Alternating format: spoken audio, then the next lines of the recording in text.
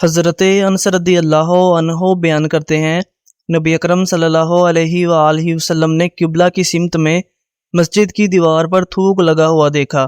یہ بات آپ صلی اللہ علیہ وآلہ وسلم کو بہت گراں گزری، یہاں تک کہ اس کا اثر آپ صلی اللہ علیہ وآلہ وسلم کے چہرے پر محسوس ہوا۔ آپ صلی اللہ علیہ وآلہ وسلم اٹھے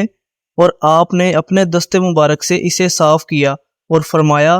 جب کوئی شخص نماز کی حالت میں ہوتا ہے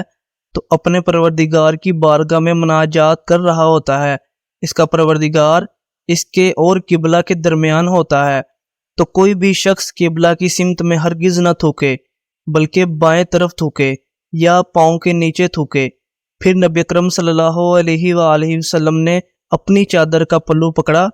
اس میں تھوکا اور پھر اسے مل دیا اور پھر فرمایا، یا پھر اس طرح کر لیا کرے۔